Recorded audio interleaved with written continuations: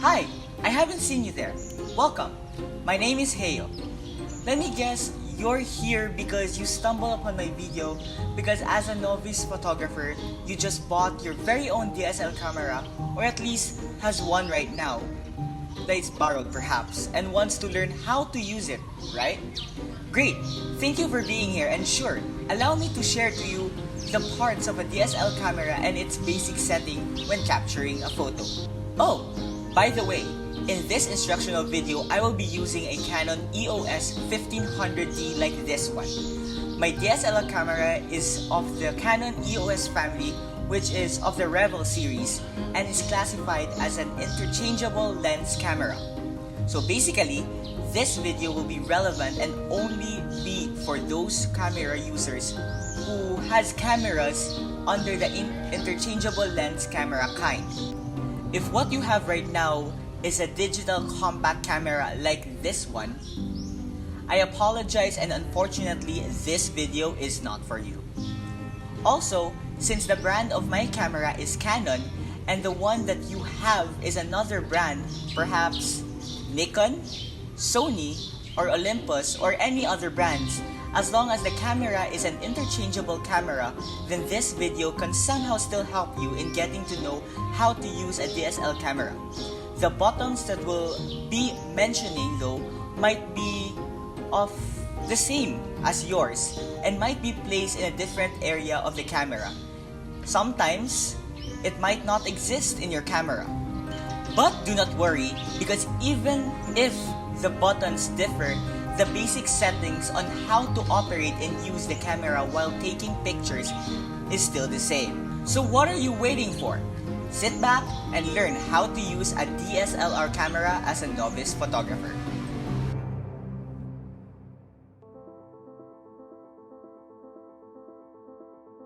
Just a short introduction to what photography is.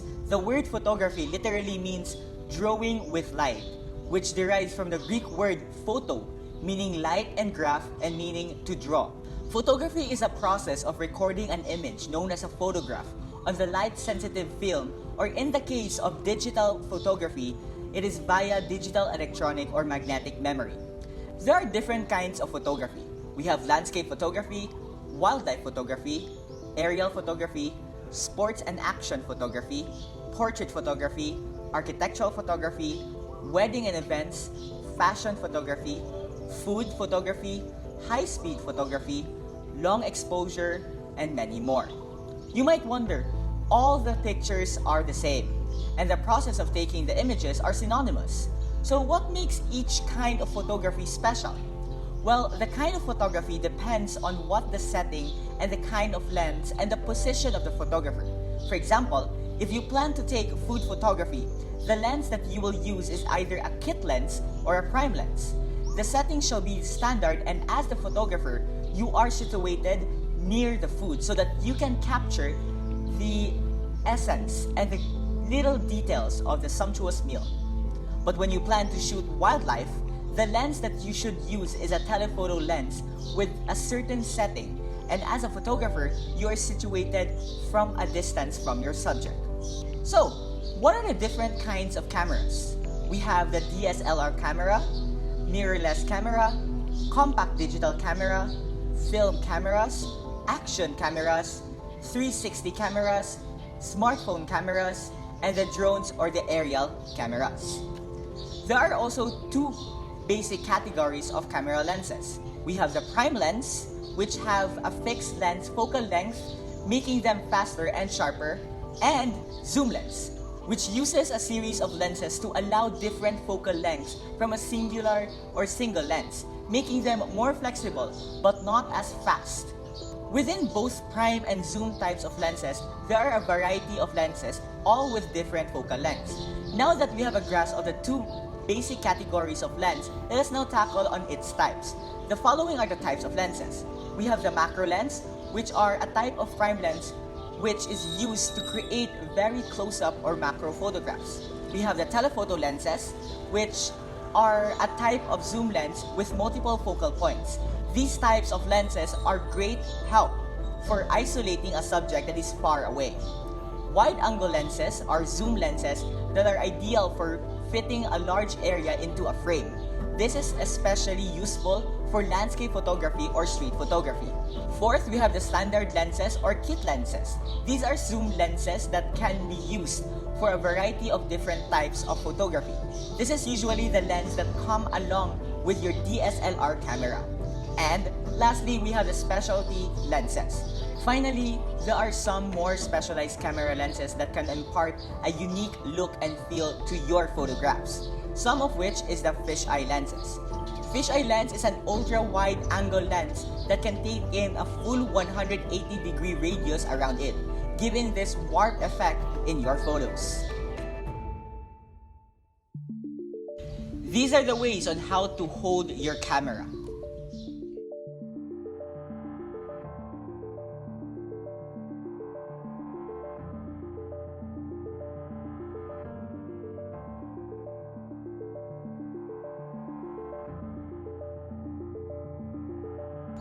First, use your dominant hand as a grip to your camera. One finger should be at the shutter button while your thumb should be at the back of the body of your camera. Second, your other hand should be at the base of your camera while two fingers should be doing the zoom of your lens or the focus ring. This is how to change your battery pack whenever your camera is getting low in battery.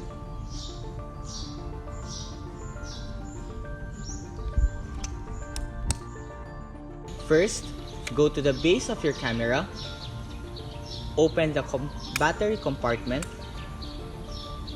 pull the lever that holds the battery of your camera, pull out your battery, change your battery, and return it back. Push it so that the lever will be holding back the battery and close the compartment. This is how to remove your lens whenever you want to change your camera lens.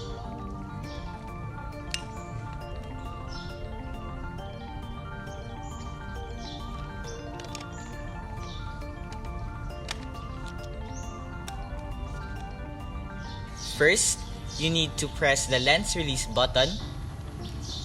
Hold your lens while still pressing the button. Rotate the lens clockwise while still holding the button and pull the lens. Now if you want to return the lens back, press the lens release button again. Make sure that the white markings of the camera and lens is aligned to each other. Put back the lens while still holding the button and rotate it counterclockwise.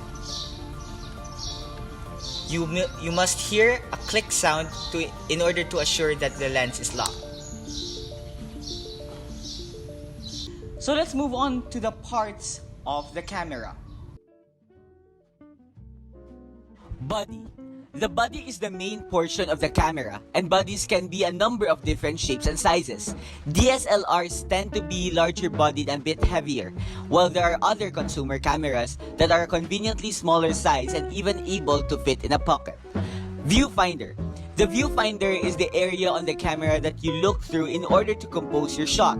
For some cameras, an LCD screen is used as a viewfinder, or your camera may have the option to use either one. Video start-stop button. Don't press the red button unless you want to shoot the video. This button may show up in different position on your camera, but it is likely still decorated with a red dot. Q button. Usually denoted by a Q for quick menu. Pressing this button brings up a set of functions on the camera's LCD screen which can be controlled directly. This can be useful for adjusting ISO, white balance, and the drive mode setting on cameras that don't have dedicated buttons or dials for the said features. Magnify button. We took the liberty to label this as magnify rather than zoom in order to avoid confusion, as this button has nothing to do with zooming the lens. This is for magnifying an image during playback, allowing you to see greater details. Demagnify button. Again, we're not calling this zoom out. This is the opposite of the aforementioned magnify button. but will also let you expand the playback view to show multiple image thumbnails at once. Some cameras will even let you pull back into folder or calendar views. LCD screen. The LCD screen is found at the back of the body and can vary in size. On a digital compact camera, the LCD has typically begun to replace the viewfinder completely. On DSLRs, the LCD is mainly for viewing photos after shooting, but some cameras do have live mode as well. This is the display button. Menu button. The menu button is used when you would like to see the settings of your entire camera. Delete, shutter speed, and aperture button. This is the button when you can use to delete photos that you have taken after pressing the playback button. You can also click this or press this to adjust the shutter speed and aperture button before taking a picture. Playback button. The playback button is used to view the pictures that you have taken. Mode dial.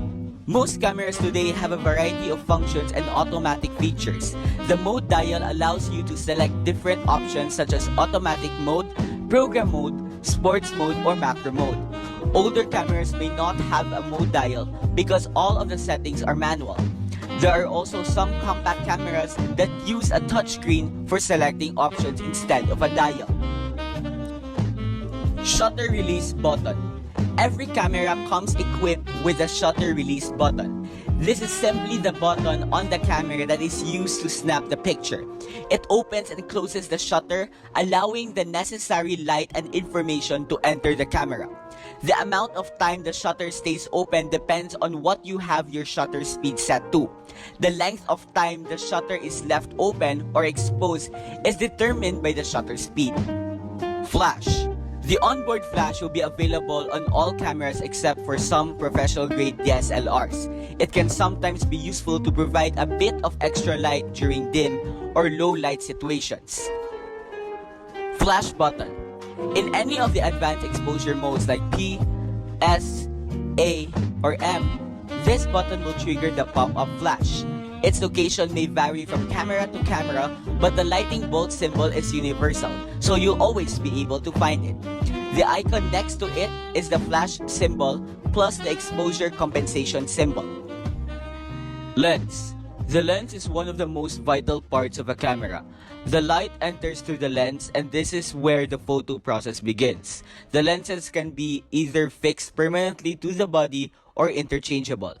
They can also vary in focal length, aperture, and other details. Lens release button. Press this button to unlock the lens mount and detach the lens by rotating it. Aperture. The aperture affects the image's exposure by changing the diameter of the lens opening, which controls the amount of light reaching the image sensor. Some digital compact will have a fixed aperture lens, but most of today's compact cameras have at least a small aperture range. This range will be expressed in f-stops.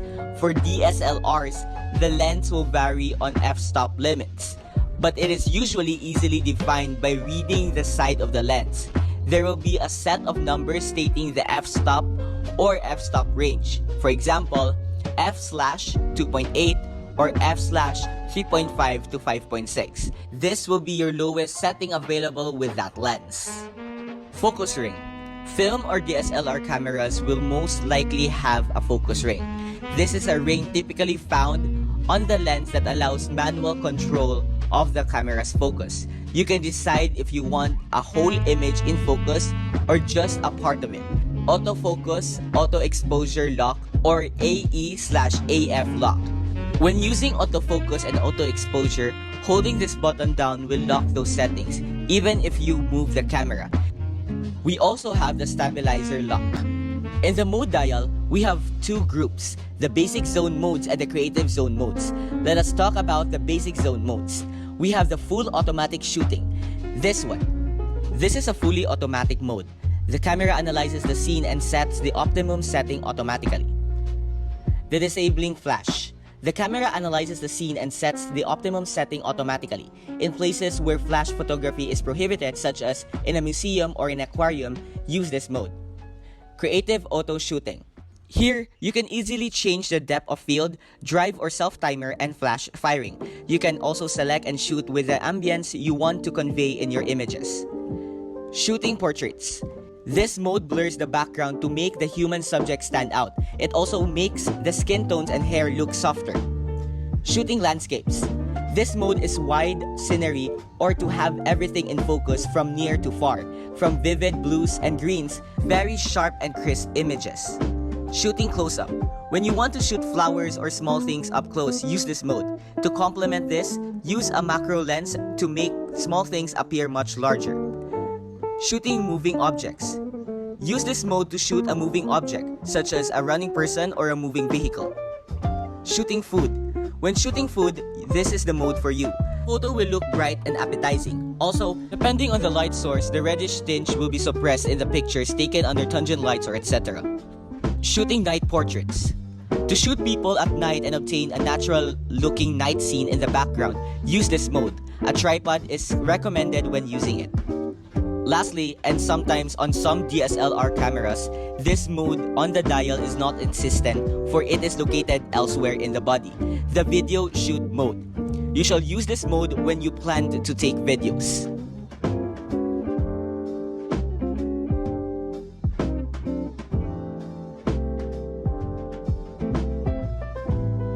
Next, let's talk about the creative zone modes. We have 4. The manual exposure, the aperture priority AE, the shutter priority AE, and the program AE. AE meaning automatic exposure. All have similar control settings and affects the type of quality of the picture desired to be taken. But there are 2 kinds of setting, the MF or manual focus and AF, the autofocus. The common controls are the shutter speed, aperture, ISO speed, exposure compensation or AEB, auto exposure bracketing setting, picture style, autofocus operation, white balance, delivery or self-timer, metering mode, image recording quality, auto lighting optimizer, raise built-in flash, and flash exposure compensation. Although in the 3 auto exposure modes, some of these is not seen in the display screen since the camera is set to automatically adjust such control. Shutter speed or exposure time is the length of time that the film or digital sensor inside the camera is exposed to light when taking a photograph. The higher the shutter speed, such as 3, the greater time the picture is captured, while the image result will be blurred or less focused and very bright. The lower the shutter speed, like 1/1000, the faster the picture is captured, while the image will be more focused but darker. An aperture is a hole or an opening through which light travels. Hence, the image result would be that the higher aperture, the flat the image is. The lower the aperture, the more focused the subject of the image is. ISO refers to the sensitivity of the camera sensor. The ISO setting is one of the 3 elements used to control exposure. ISO is not an acronym but a term meaning sensitivity to light. If you adjust the control, the image result would be either too overexposed or underexposed. Furthermore, the ISO also determines the quality of the photo. If the ISO is as low as ISO 100, then the photo will be darker and the quality of the photo would be sharp and crispy, whereas an ISO with a higher value would give an overexposed photo that may have noise or grains in the photo. The exposure compensation is used to alter exposure from the value selected by the camera, making photographs brighter or darker. This is usually seen as a graph with scales that range from -3 to +3. Negative values means they are dark or underexposed, while positive values indicate overexposure.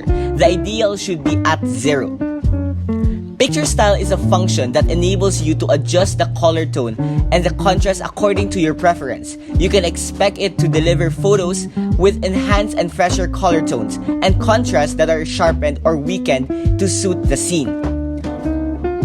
White balance is the process of removing unrealistic color cast so that objects which appear white in person are rendered white in the photo. Proper camera white balance has to take into account the color temperature of the light source, which refers to the relative warmth or coolness of the white light. The self-timer mode adds a time delay from the moment you hit the shutter button to the moment that the sensor captures the image. You may have used this when you want to be part of a group picture and you let the camera count down 10 seconds while you run over to the group. The metering mode refers to the way in which a camera determines exposure. Cameras generally allow the user to select between spot, center-weighted, average, or multi-zone metering modes. The image recording quality refers to the image size, which is how many pixels the camera captures. But the image quality setting controls the image format used and the amount of space-saving compensation applied. This is where you choose between RAW files or JPEGs. With JPEGs, you have a choice of quality or compensation setting. Canon's Auto Lighting Optimizer is a camera setting. It adjusts a JPEG photo to bring out more detail in tricky lighting. And that's all on how to use a DSLR camera as a novice photographer. I hope you have learned a lot and attained the basic knowledge and understanding of using a digital single lens reflex camera or DSLR. See you next time in the next camera usage tutorial. Happy shooting!